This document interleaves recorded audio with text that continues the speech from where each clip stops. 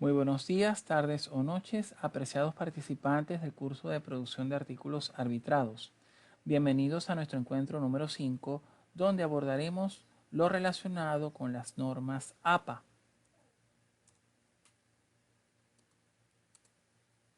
El estilo APA proporciona una base para la comunicación académica efectiva, ya que ayuda a los autores a presentar sus ideas de manera clara, concisa, organizada e inclusiva.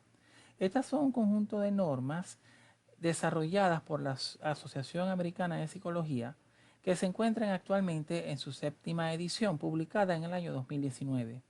Y al igual que otras normas internacionales, buscan establecer estándares para la publicación de producciones escritas, sobre todo en el ámbito científico. Estas normas buscan salvaguardar éticamente a quien escribe, es decir, evitando el plagio, que consiste en tomar texto, una idea, una obra, entre otros, sin el debido reconocimiento al autor a través del citado. Y por supuesto, de allí se deriva el autoplagio, que consiste en utilizar ideas o textos anteriores de elaboración propia sin ser debidamente referenciados y citados en nuevas obras. En general, el formato APA establece el uso de un papel tamaño carta de 21,59 centímetros por 27,94 centímetros, o lo que es lo mismo, el ya conocido 8,5 por 11 pulgadas. Papel que acostumbramos a utilizar en nuestro país. Los márgenes se establecen a 2,54 centímetros a lo largo de toda la hoja. Recordemos que en ediciones anteriores los márgenes podían variar entre 4 centímetros al lado izquierdo y en el superior derecho e inferior utilizaban normalmente 3 centímetros. Eso sucedía por el hecho del encuadernado, pero en virtud de la proliferación de las publicaciones digitales se ha establecido como norma el uso de márgenes de 2,54 centímetros a lo largo de cada hoja.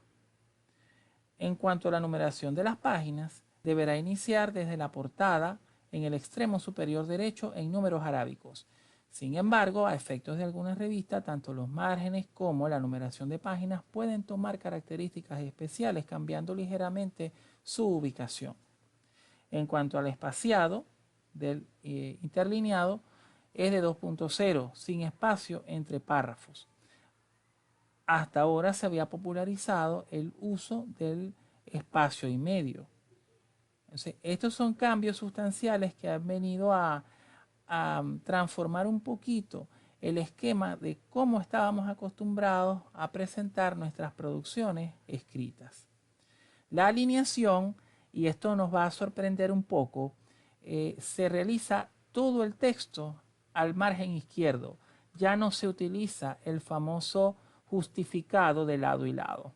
Esto ha generado mucha controversia porque visualmente y estéticamente tal vez no sea lo más agradable, pero lo que se ha dejado entrever en las normas es que están desarrollando documentos abiertos de manera que puedan ser maquetados para ser publicados en distintos repositorios o distintas fuentes. O sea, se está produciendo un documento base que podrá ser maquetado de distintas maneras. Pero, recalco, la alineación es totalmente a la izquierda. En cuanto a la sangría, es un espacio respecto al margen izquierdo. Se puede configurar a través de Word, incluso Write de OpenOffice y otros procesadores, ¿no? Por favor, no utilizar la barra de espacios. Al iniciar un párrafo, la sangría que debe aplicarse es en la primera línea de 1,27 centímetros. Es el valor que viene configurado de manera predeterminada en muchos procesadores de palabras. Las fuentes y tamaños permitidas, se abre un poquito esa gama. Ya no es solamente Arial o Times New Roman, sino que nos permiten Times New Roman de 12 puntos, Georgia de 11 puntos, el Computer Modern, Calibri, Arial 11, Lucida Sans Unicode, entre otras. Básicamente estos son familias de fuentes. pero estas son las permitidas, ¿ok? Cabe destacar que de manera tácita en las normas se recomienda para las publicaciones digitales el uso de fuentes limpias o sin serifas. Esas fuentes son aquellas, las fuentes sin serifas son las fuentes que son que no tienen ese acabado de detalle como lo tendría, por ejemplo, la Times New Roman. En la primera diapositiva estamos viendo una letra Arial. La Arial es un formato sin serifas. Tú ves la Times New Roman o la fuente Roman mayormente utilizada en literatura, en libros impresos o incluso en diarios impresos. ¿Okay? Las letras sin serifas, por supuesto, tienen un uso preponderante en lo que es la publicación electrónica porque el ojo humano, por supuesto, en la pantalla se tiende a cansar y lo que busca es una fuente que esté mucho más limpia. La paginación debe iniciar con números arábicos a partir de la portada. Fíjense ustedes cómo hay variaciones. Antes se decía la portada no se numera pero sí se cuenta o cosas por el estilo, ¿no? De las ediciones anteriores. Todos los escritos deben contener el número de página al ras del margen derecho y en la esquina superior de cada página. ¿Okay? Donde normalmente la ubican los procesadores de texto. Allí debe estar. Puede utilizar un procesador de textos para este propósito. Pendientes con aspectos como las marginalidades, el interlineado, la sangría, la paginación, porque las revistas, repito, pueden tener particularidades distintas o que, bueno, varían un poquito con respecto a la norma APA. Ahora bien, con respecto a las citas, decimos que es un procedimiento que garantiza la información precisa del origen o fuente atribuyendo el derecho de autor.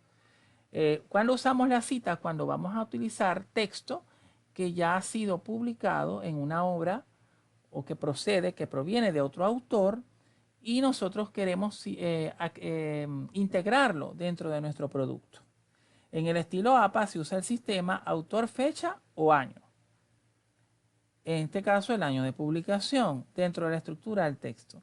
Para reconocer las contribuciones al trabajo, esto permite a los lectores localizar la entrada correspondiente en la lista de referencias alfabéticas que se colocan usualmente al final del documento. Estas citas, aparte de darle el crédito al autor original, ayudan al lector a, bueno, si me interesó esta parte, esta idea, ubicar de dónde, cuál es el documento originario o cuál es el autor primario en el cual se originó. Aquí tenemos varios tipos de citas. Tenemos las textuales que dividimos en cortas o largas. Es decir, menos de 40 palabras son las cortas y las largas cuando tienen más de 40 palabras. Las citas de parafraseo y las citas secundarias. Vamos a ver cada una de ellas porque hay características especiales para cada caso. Las citas textuales las utilizamos cuando se extraen fragmentos o ideas textuales de un texto o fuente externa. Se sugiere restringir su uso a situaciones particulares, por ejemplo, la inclusión de una definición exacta, datos numéricos. Estamos citando, por ejemplo, las estadísticas de deserción escolar que publica el Instituto Nacional de Estadística en Venezuela. Hay un documento base y es importante saber de dónde nos estamos trayendo esa información. Claro, esa cita, por supuesto, deben ser fidedignas. Son textuales cuando las trasladamos palabra por palabra, letra por letra. Inclusive, si existen errores ortográficos, hay que hacer la transposición de ese error porque y lo colocamos entre comillas. ¿Ok? Entre las citas textuales tenemos las citas narrativas y aquí tenemos un ejemplo, ¿no? En la cita narrativa, fíjense acá, dice, como lo sugirió Robbins, colocamos el autor, el apellido del autor y entre paréntesis el año, ¿no? Acá abrimos comillas y trasladamos la idea concreta. Hay menos de 40 palabras, fíjense, ¿no? Cerramos comillas y al final colocamos P punto, el número de página del cual lo extrajimos. ¿Sí? Esa es la cita narrativa. colocamos, es textual, ¿ok? Las ideas van entre comillas, colocamos autor, año y al final, al cerrar la cita, colocamos la página. Ahora hay otro estilo de cita textual, que es la cita entre paréntesis. Colocamos la idea, va entre comillas eh, el texto original que vamos a trasladar y luego al final colocamos en un solo paréntesis apellido del autor, coma, el año, coma, P de página y el número de página. No deja de ser textual, solamente que son dos estilos distintos. Importante, usualmente cuando publicamos algún producto de índole científico, sea un artículo, una tesis de grado, un trabajo especial de grado, se nos exige por norma tácita o a veces explícita que utilicemos un mismo estilo de citado a lo largo de todo el documento. Bueno, voy a usar citas narrativas, que todas las textuales que llevan el documento sean narrativas. Si voy a usar cita entre paréntesis, bueno, todas las citas que se reflejan a lo largo del documento deben ser entre paréntesis. Pero debe ser conservar la homogeneidad del estilo de citado. Es la idea. En cuanto a las citas de más de 40 palabras, aquí hay una norma específica. Se escriben aparte del texto con sangría izquierda de 1.27 centímetros. Repito, es la sangría preestablecida por muchos procesadores de palabras. Anteriormente se decía sangría de 5 espacios. No. Ahora dice sangría de 1.27 centímetros. Espacio interlineado doble. Se conserva el tamaño de letra, seleccionando para todo el documento sin comillas y sin cursiva. Y aquí tenemos, fíjense, un ejemplo. Cuando es entre paréntesis y cuando es narrativa. Fíjense el uso de la sangría en ese bloque de texto, ¿no? Hacemos la introducción a la cita. Por lo demás, podemos afirmar que el campo de los repositorios, y ahí abrimos. Se define como, dos puntos, por ejemplo. Y sin comillas, hacemos el sangrado a lo largo de todo ese bloque de texto. Fíjense el espaciado. Anteriormente se usaba a un espacio, ya no. Se conserva el mismo espaciado doble. Y podemos usar, bien sea si es entre paréntesis, usamos el estilo que ya vimos. Paréntesis, apellido, coma, año, coma, página, tal. Pero también la podemos hacer de índole narrativo. Dice, podemos citar a Robin 2003, quien afirma que hacemos el citado en bloque y al final colocamos la página. ¿Ves? Son los dos estilos, tanto en paréntesis como narrativa, pero ya aquí son citas de más de 40 palabras. Veamos los cambios que estábamos acostumbrados, o sea, veamos lo que está actualmente establecido y recordemos un poquito lo que decían las normas APA 6 o 5. Aquí cambia el espaciado, cambia la forma, la sangría, ¿ok?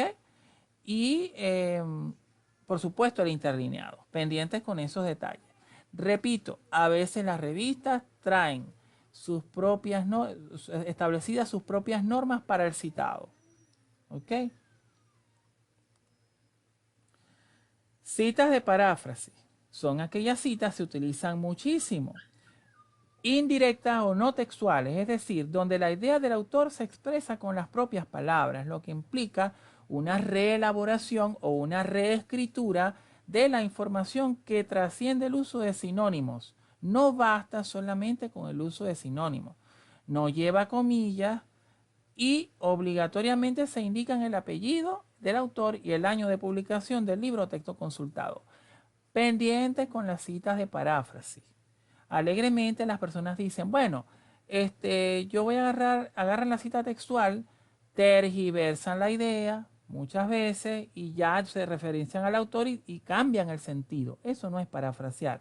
Parafrasear es reescribir con nuestras propias palabras lo que dice originalmente un texto. ¿Ok? Pendiente, no solamente, bueno, voy a agarrar para eludir el plagio, voy a agarrar el concepto que tengo acá del autor Robbins y le voy a cambiar 3 palabritas colocando 3 sinónimos. No.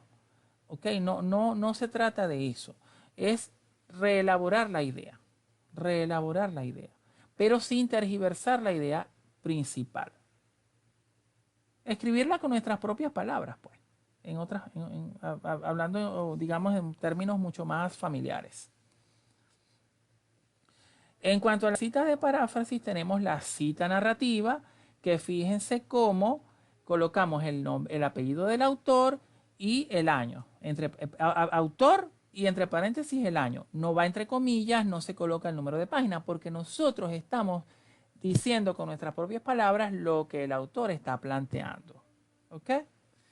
Igualmente, tenemos la cita entre paréntesis donde se coloca la idea ya parafraseada y se encierra entre paréntesis el apellido del autor, coma, el año. Tampoco va entre comillas, tampoco va el número de página.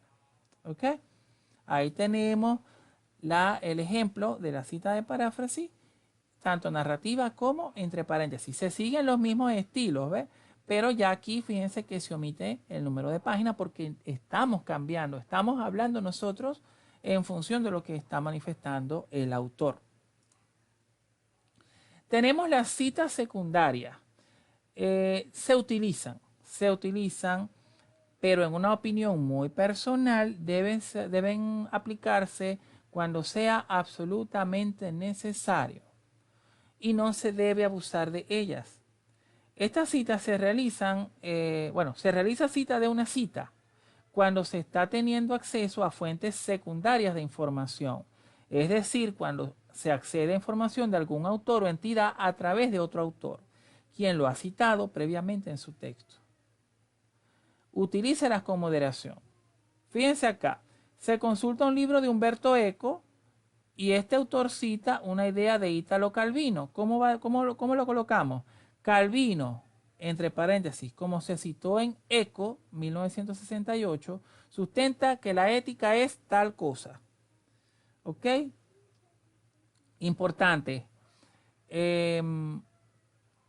Muchas veces estas citas se utilizan para darle vigencia a la idea de un autor cuya publicación es muy antigua.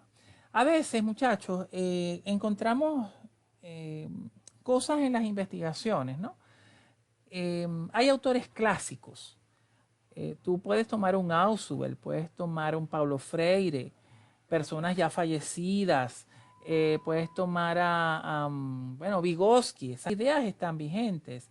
Pero entonces hay instituciones que te dicen, no, es que no puedes tener referentes o autores teóricos más antiguos de los 5 años. No. O sea, recurren a este tipo de citas. No es. Yo critico mucho eso porque si la idea está vigente debería prevalecer la idea original. Puede haber tenido alguna variación, pero la idea base es fundamental. Pero bueno, les presento esta cita de cita porque también se puede aplicar, se puede utilizar. Y fíjense el estilo, ¿no? Colocan la fuente primaria, Calvino, por ejemplo. La fuente primaria, como se citó en Eco. Entonces ahí colocamos el apellido de la fuente secundaria y el año, ¿no? O sea, ¿qué estamos haciendo aquí? Quizá estamos refrescando las ideas del autor original para darle vigencia para nuestra investigación. Cita según el número de autores.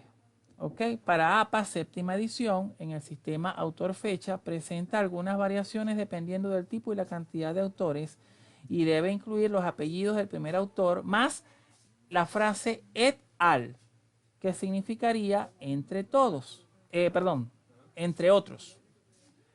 El uso de et al en las citas, la expresión latina que significa generalmente en trabajos científicos y otros, dice acá, y otros colaboradores en la autoría de los escritos, nos lo dice Camacho 2010. Algunas normas establecen, por ejemplo, palabras como y col, que significaría y colaboradores, o también y otros. Pero acá en normas APA se mantiene o se utiliza el et al. ¿Ok? Pendientes con eso. Hay revistas que exigen mantener y otros. Ahora bien, en cuanto a las referencias de páginas web, se sigue más o menos el mismo estándar. Apellidos, inicial del nombre, año, mes, día, ¿ok? Entre paréntesis, el título de la entrada en el sitio web, el nombre de la página web y la URL. Fijémonos acá en los ejemplos, Wallace K 2018, 28 de febrero, la fecha en formato largo, el título de la entrada, ¿ok? El nombre del sitio que es CNN y al final la URL, ¿ok? Las entradas son como las secciones en las cuales está dividido una página web. ¿Ok? Continuando con las referencias de videos de YouTube, se coloca el nombre del canal con el formato de año, mes, día, el título del video. Entre corchetes se coloca que es un video, se identifica el tipo de medio, pues. Se coloca la plataforma y la URL. Aquí tenemos Corporación Universitaria Senda, Bogotá, Colombia, es el nombre del canal, la fecha, en este caso el título del video y la dirección URL. Básicamente esa es la estructura. En cuanto a leyes, el título de la ley, se coloca la fecha, ¿ok?, de su publicación. La entidad o estamento en Venezuela podría ser la Gaceta Oficial, la Asamblea Nacional, disculpen, la Asamblea Nacional, la publicación oficial, en qué gaceta, en qué número de gaceta salió. Aquí es una ley colombiana, por ejemplo, en este caso, ellos lo llaman diario oficial número tal, nosotros en la Gaceta Oficial. Y finalmente la URL, ¿ok? Esa es la estructura general. También tenemos las referencias de tratados y convenciones. Se coloca el nombre del tratado, la fecha del mismo y la URL. Esa es básicamente la estructura general. En este caso, Pacto Internacional de Derechos Económicos, Sociales y Culturales, la fecha, ¿ok?, y la URL, la dirección exacta. Aquí colocamos algunas preguntas frecuentes que pueden surgir al momento de iniciar o realizar nuestro artículo científico. Primero, las normas de mi revista no son muy detalladas y requiero citar tweets, videos o recursos de redes sociales. ¿Qué debo hacer? Revise las normas madre de su revista. Sus normas de la revista, las normas de la revista que usted seccionó, están basadas en unas normas generales. Pueden ser APA, Chicago, Harvard u otros. También es conveniente que consulte con el editor si tiene alguna duda al respecto. Segundo, tengo mi tesis o trabajo de grado. ¿Cómo lo convierto en un artículo? Ya eso lo hemos venido tratando, pero acá les dejo una tabla de equivalencias, por llamarlas de alguna manera, entre las secciones de una tesis y un artículo convencional. Aquí vemos que lo que es la introducción del artículo va a tener extractos de lo que sería el planteamiento o contextualización del problema, la justificación, la delimitación y los objetivos o propósitos del trabajo de grado. La fundamentación teórica del artículo sería extraída de las bases teóricas y la operacionalización de esas teorías. El cuerpo metodológico como tal del artículo se extraería del marco metodológico, del tipo de investigación, diseño, población y muestra, unidades de análisis, técnicas e instrumentos, en fin. Los resultados del artículo serían extraídos del famoso capítulo 4, o el comúnmente llamado capítulo 4, análisis, interpretación y discusión de los resultados, las conclusiones de las conclusiones y las referencias de las propias referencias del trabajo de grado. Mi trabajo de grado es cualitativo. ¿Puedo enviarlo a cualquier revista? No. Primeramente revise si su temática está dentro de las líneas de investigación o editoriales de la revista y luego verifique si efectivamente reciben artículos originados a partir de investigaciones cualitativas. El editor puede aclararle esas dudas. Es importante siempre que usted se cerciore que su artículo puede ser insertado dentro de la revista. Consúltelo con el autor, con el editor. Ya tengo un artículo publicado, ¿puedo enviarlo ese mismo artículo a otra revista? Definitivamente no. Los artículos que envíe a revistas científicas deben ser originales y no haber sido publicados en ningún otro medio. ¿Ok? Cuidado con esas acciones. ¿Cuántos investigadores pueden aparecer en mi artículo? dependerá de cada revista. Algunas incluso requieren que se indique el porcentaje de participación de cada uno. Bueno, el autor principal participó en un 50%, otro autor en un 30% y otro autor en un 20%, hasta completar un 100%. Tienen que siempre estar de acuerdo los autores del artículo. Ya recibí el dictamen de los árbitros, pero existen observaciones que no entiendo. ¿Qué debo hacer? Necesariamente usted debe plantearle sus dudas al editor y él les podrá aclarar esas inquietudes. Recuerde que usted no tendrá jamás contacto directo con los árbitros. El editor es su enlace, es su elemento de enlace con cualquier duda acerca de el encaminamiento del proceso e incluso de dudas relacionadas con el cumplimiento de las normas de la revista. ¿Cómo podré conocer los índices en los cuales está registrada una revista? Bueno, revise el sitio web oficial de la misma y verá normalmente los índices en los cuales está registrado. ¿Cuántos artículos puede enviar una revista? Importante, las revistas no admiten más de un artículo del mismo autor al mismo tiempo. De hecho, las normas normalmente establecen que deben esperar un tiempo establecido, un tiempo de una edición intercalada, para poder publicar nuevamente. En algunos casos solo se admite una publicación anual para un autor específico. Si la revista es semestral y usted publicó en la edición enero-junio 2023, ya no podrá publicar quizá en la edición julio-diciembre 2023. Tendrá que esperar a la enero-junio 2024 para poder volver a publicar. Eso dependerá de la periodicidad de la revista. Si son trimestrales, tendrá que esperar una edición trimestral y así sucesivamente.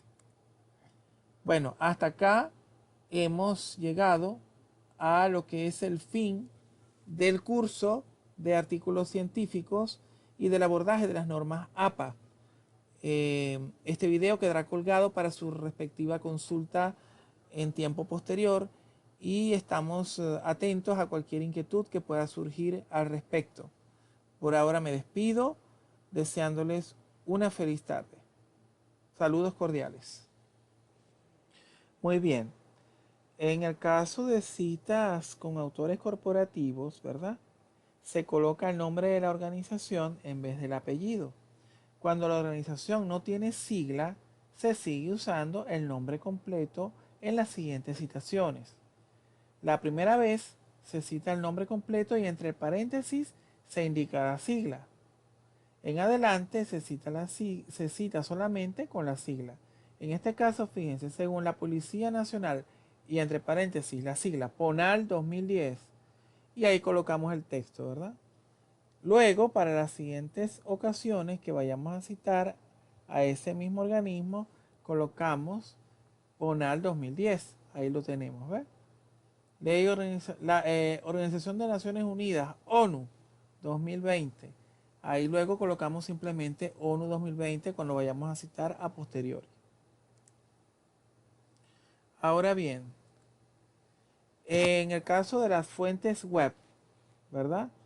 O que sea un sitio web donde un usuario realizó una publicación o una entrada, se coloca el autor de la entrada, el año y el párrafo.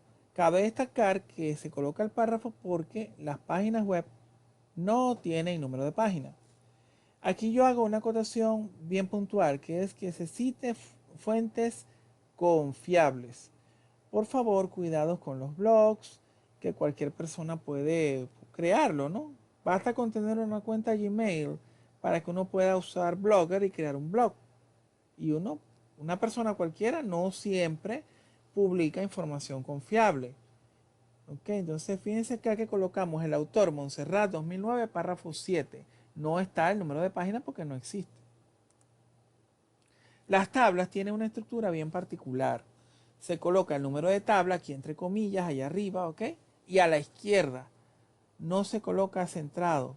El título en cursiva, en este caso, el título de la tabla.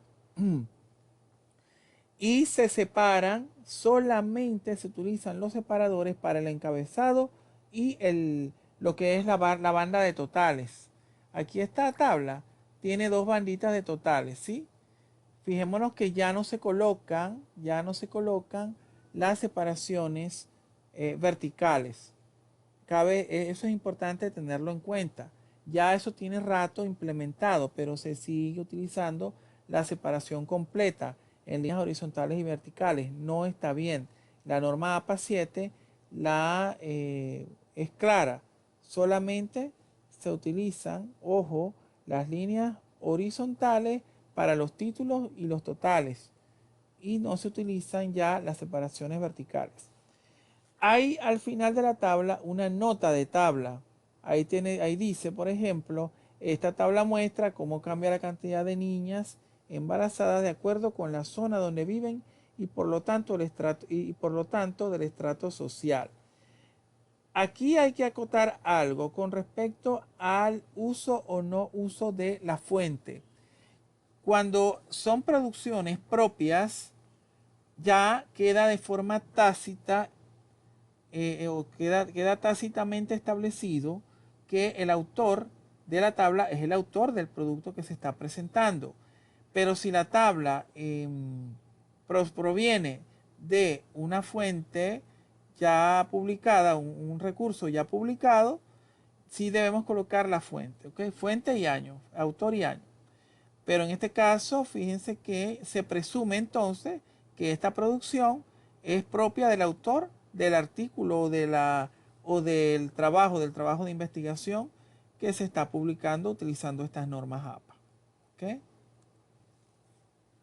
En cuanto a las referencias, estas son un listado con la información completa de las fuentes citadas en el texto que permite identificarlas y localizarlas para cerciorarse de la información contenida allí o complementarla en caso de ser necesario.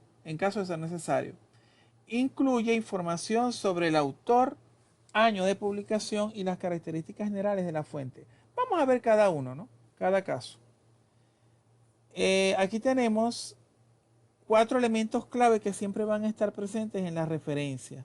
El autor, que es la persona o institución responsable de la obra, la fecha, que puede ser solamente el año, dependiendo del caso, o la fecha larga, que puede ser año, mes y día, ¿no? También el título, que es cómo se denomina la obra, y la fuente donde se puede ubicar la obra que se está citando o que fue citada en su momento. Aquí tenemos para referencias de libros que colocamos el apellido del autor, iniciales del nombre, entre paréntesis el año, el título en este caso en cursiva, el subtítulo si existe y la editorial. Ya no se coloca la ciudad o el país de publicación ni el número de páginas totales y se coloca siempre en sangría francesa. ¿Ok? Ahí tenemos el ejemplo. Ahí está el autor, está la inicial del nombre o iniciales del nombre y el apellido del otro autor. En este caso son 2 autores. Inicial del nombre del segundo autor, el año, el nombre de la publicación y la editorial. Ahí tenemos debajo otro ejemplo bastante similar. Libros en versiones electrónicas. Aquí la variación sobre todo es que se coloca la URL o el DOI. El DOI es el identificador de objetos digitales. ¿Ok? Fíjense que hay libros electrónicos que no son auspiciados por una editorial, sino por una institución o un centro de investigación. Bueno, se colocará si aplica, ¿no? Y la URL. La URL significa localizador de recursos uniformes, que no es más que la dirección donde está publicado ese recurso, ese libro. En el APA 7 ya no se coloca, ojo con esto, que esto es un cambio bastante importante, ya no se coloca eso de recuperado de, tomado de, consultado en, nada de eso, disponible en, no se coloca, sino que se coloca directamente la dirección, ¿ok? Artículos científicos. Se coloca el apellido, el inicial del nombre del autor, el año, el título del artículo, nombre de la revista en cursiva, el volumen en cursiva, el número, normalmente el número de edición. Un volumen puede tener, según cómo se maneje la revista, ¿no? A veces te dicen volumen 1, número 4. O sea, tiene el mismo volumen, tiene varias secciones, varios apartados o incluso varias publicaciones. Y se coloca el número de página desde hasta donde se encuentra publicado ese artículo dentro de ese volumen. Esos datos los traen las publicaciones. Hay que buscarlos, pero sí los trae. Y finalmente el DOI o el URL. Ahí fijémonos en el ejemplo. Están los apellidos y las iniciales de los nombres de autores. También el año, el nombre de la revista, el título del artículo, ¿ok? También el nombre de la revista. Está el numerito, el donde está el 37 y luego entre paréntesis el número 4. Eso vendría a ser el volumen y el número, ¿ok? A veces solamente tienen volumen, no indica el número. Se asumiría en este caso el número 1, ya que se presume que no tiene, digamos, número como tal, o sea, es un único número. También, fíjense que el PP ya no se coloca la sigla PP, sino que directamente se coloca el numerito, desde donde hasta donde abarca el artículo. Ojo, de dónde a dónde va el artículo dentro de todo ese conglomerado de producciones que pueden estar publicados en ese volumen, ¿no? Y finalmente, el número DOI o la URL, la dirección DOI o la URL.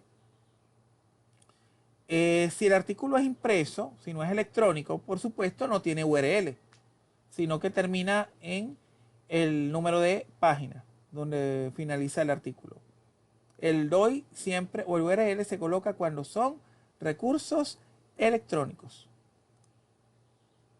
Periódicos impresos, se coloca el autor, el apellido del autor con la inicial del nombre, la fecha en formato largo, año, día y mes de publicación, nombre del periódico, la página sin abreviación, ¿ok? O sea, ya no el PAG, nada de eso, sino, por ejemplo, aquí, Manrique Grisales J, colocamos la fecha en ese formato, 2010, 14 de noviembre, la bestia que se tragó Armero y el nombre del periódico que es El Espectador. Ya no se coloca PAG 16 a 17, no, sino directamente el número de página. Lo más abreviado posible. Fíjense que la norma está tratando de reducir información que pudiese parecer o ser redundante. También, si no tiene autor, simplemente se coloca el título del artículo, el nombre del periódico, la fecha, ¿ok? Fecha, el nombre del periódico y la página. También tenemos los periódicos en línea, bastante similar al anterior, con la variante de que, por supuesto, no tiene página porque si es en línea, no te separa en páginas. Normalmente, ¿no? Normalmente. Hay algunos que sí tienen segmentación en páginas digitales. Bueno, se colocará. Pero lo importante acá y la diferencia sustancial con respecto al caso anterior, que eran periódicos impresos, es que se coloca la URL, ¿sí? Informes gubernamentales. Se coloca el nombre de la organización que produjo el informe, el año, el título del informe, el número de la publicación y la URL. Aquí, por ejemplo, Ministerio de Salud, Protección Social 2016, que es el año, Política de Atención Integral de Salud, que vendría siendo el título del informe, y luego la URL, ¿sí? Completa. Referencia de simposios, conferencias y congresos. Se colocan los apellidos de los autores con la inicial del nombre, la fecha en formato largo, o sea, la fecha de ejecución o de realización de ese simposio, conferencia o congreso. Ahí tenemos, fíjense, Cuevas MC 2019 del 1 al 2 de octubre, ¿no? Del 1 al 2 de octubre. Título de la ponencia, cómo se llama, conexión moral en la intimidación escolar. Decimos entre corchetes qué tipo de producción se llevó a esa ponencia, si fue una conferencia, si fue una un simposio o algo parecido, y ahí decimos el nombre, la denominación del evento científico, que fue Simposio Internacional sobre Acoso Escolar o Bullying, desafíos contemporáneos en torno a la convivencia de la escuela. Y ahí sí colocamos, para saber dónde fue realizado, la ciudad y el país, acompañada por supuesto de la URL donde se encuentran publicadas normalmente esas memorias o esos productos. Las referencias de tesis de trabajo de grado. Por favor, no es lo mismo referenciar una tesis o trabajo de grado que un libro. Mucha gente cree que se publican o se referencian igual. No, no es igual. Se coloca el artículo con inicial del nombre del autor, el año, entre paréntesis, el título de la tesis. Ahí entre corchetes se indica el tipo de trabajo, si es una tesis o trabajo especial de grado, de pregrado, de maestría, doctorado, el nombre de la institución que otorga el título, el nombre de la base de datos y la URL. Importante. Ahí tenemos el ejemplo. Ahí están los apellidos, está el inicial del nombre, el año, el nombre de la tesis, ¿ok? Entre corchetes, el tipo de documento que se está consultando, que es una tesis de doctorado.